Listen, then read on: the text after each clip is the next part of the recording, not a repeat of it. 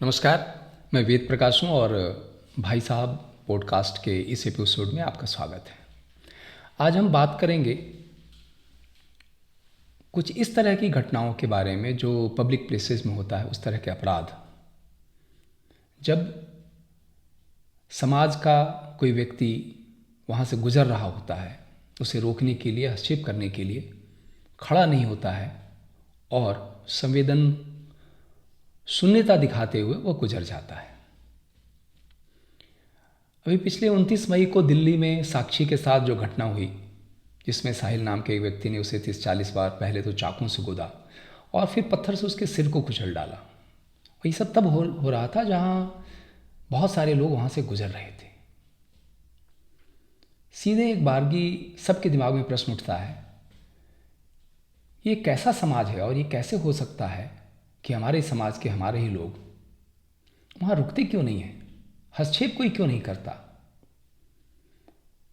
आज इसी विषय पे हम चर्चा करना चाहते हैं। क्या ऐसा सिर्फ इसलिए होता है कि आम शहरी डरता है कि कोर्ट कचहरी के चक्कर लगाने पड़ेंगे या थाना में जाना पड़ेगा या फिर खुद पे कोई वार हो जाए, चाकू या किसी चीज़ से खुद चोट लग जाए? क्या इतनी सी बात है? नहीं, बात बहुत प्रकार की है।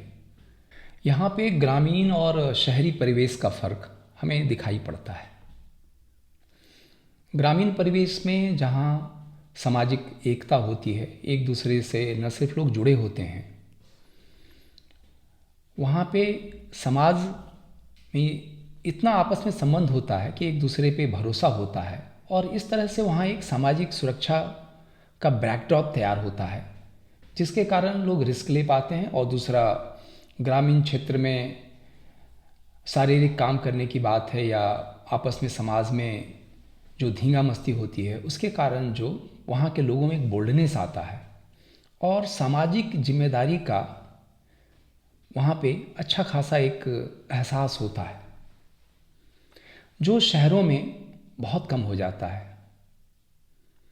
शहर में आपस की जान पहचान और वो जो ग्रामीण परिवेश वाला एक दूसरे पे भरोसा करने की बात या सामाजिक बैकग्राउंड सुरक्षा के लिए जो एक कुशन का काम करती है, एक तो वो नहीं होता है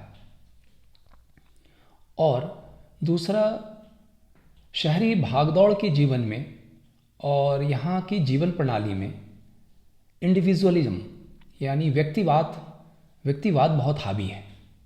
सिर्फ इतना ही नहीं है कि ये लोग कह के गुजर जाएं कि इस लफड़े में कौन पड़ता है और कौन कोर्ट कचहरी के चक्कर लगाते। ऐसे ही है कि किसी भी घटना में जाने के बाद कई लोगों को पुलिसिया व्यवहार से परेशानी हो सकती है या बयान देने के लिए समय देना पड़ता है कोर्ट में। लेकिन बात सिर्फ यहीं तक सीमित नहीं है। हालांकि अभी भी उच्चतम न्यायालय ने एक आदेश दिया है कि किसी दुर्घटना या अपराध में सूचना देने वाले से जबरन गवाही न ली जाए यदि उसकी मर्जी न हो। इससे भी बड़ा एक कारण जिसे मैं महत्वपूर्ण मानता हूँ, वह समाज में लंबे समय से यह व्याप्त हो चुका है कि हम सामाजिक जिम्मेदारी क्यों लेंगे। ये जिम्मेदारी लेने के लिए सरकार जैसी चीज़ है, या फिर वो जो कहते हैं ना कि क्रांतिकारी पैदा हो तो हमारे पड़ोसी के यहाँ, कोई रिस्क लेने को तैयार नहीं है। हम सामान्यतः अपने बच्चों को क्या सिखाते हैं कि बेटा स्कूल जाना है और स्कूल से सुरक्षित आना है, किसी के झगड़े में नहीं पड़ना है, तुम्हें गुड बॉय बनना है। हाँ, इस तरह की सीख कि कोई रिस्क लो ही ना तुम। हम में से ऐसे कितने लोग हैं, शायद ही कोई होगा जो अपने बच्चे को ये कहे कि कहीं गलत हो रहा है तो उसे रोको, सही आदमी का साथ दो और उसके लिए भिड़ना पड़े तो भिड़ो। हाथ पैर टूटेंगे तो देखा जाएगा, हम इलाज कराएंगे। आखिर सामाजिक जिम्मेदारी भी हमारी उतनी ही है जितना व्यक्तिगत है, अपने परिवार के प्रति है। लेकिन ऐसा हो नहीं रहा है।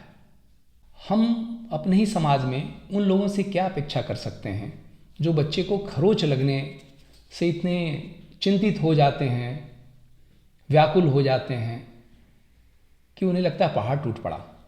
मजबूत समाज के लिए और सामाजिक सुरक्षा के लिए मजबूत व्यक्ति होने ही चाहिए। संगठित समाज और हिम्मत वाले लोग ही इस तरह की परिस्थिति पैदा कर सकते हैं जहां अपराधों के रोकथाम में गलत को गलत कहने के लिए समाज का आदमी खड़ा हो, वो शहर हो या फिर ग्रामीण क्षेत्र हो। जब कभी दुर्घटनाएं होती है तो हम इलाज तो कराते ही हैं, तो हमारे घर का आदमी हो या हमारे परिवार का हम खुद हों। तो फिर ऐसी घटनाओं में जब कुछ होगा तो हम उसका इलाज कराएंगे। हमें जान जोखिम में डालने की आदत डालना ही होगी, तभी हम आक्रांताओं से भी लड़ पाएंगे, अंतर्राष्ट्रीय कुचक्रों का सामना कर पाएंगे और आतंकवाद जैसी चीज़ों से भी लोहा ले पाएंगे। चुनौतियां हमारे समाज के सामने कई हैं और सबका हल इसी में है कि हम हिम्मतवान बने, अपने खुद के लिए, अपने समाज के लिए और अपने राष्ट्र, अपनी पहचान के लिए। हमें निडरता और भिड़ने का एटीट्यूड पैदा करना होगा। समाज में हर किसी को खिलंदड़ बनना होगा इन बातों के लिए और इसको खेल भावना से और जीवन के अंग के रूप में देखना होगा। हम में से हर किसी को। समाज अपने को असुरक्षित महसूस करता है, लोग अपने को असुरक्षित महसूस करते हैं। इसमें यह नहीं कि वास्तव में असुरक्षा इतनी है, ये तो एटीट्यूड की बात है कि कौन कितना लड़ना चाहता है, कौन समाज के लिए खड़ा होना चाहता है। कोई ये सलाह दे सकता है कि ऐसे घटनाओं के लिए कंपनसेशन की व्यवस्था की जाए। अरे भाई, जब राष्ट्र के लिए लोग लड़ रहे थे, समाज के लिए लोग लड़ रहे थे, आक्रांताओं से लड़ रहे थे, तब कौन से कंपनसेशन की व्यवस्था थी? आज इजराइल को ही देखें, अपने राष्ट्र को बचाने के लिए किस तरह सभी एकजुट हो रहे हैं, लड़ने के लिए कैसे तैयार हैं। इस जज्बे की आवश्यकता है, इस एटीट्यूड की आवश्यकता है कि हम झुकेंगे नहीं, हम बर्दाश्त नहीं करेंगे। अगर समाज और राष्ट्र सुरक्षित है तभी हम सुरक्षित हैं। इस एपिसोड में भाग लेने के लिए धन्यवाद।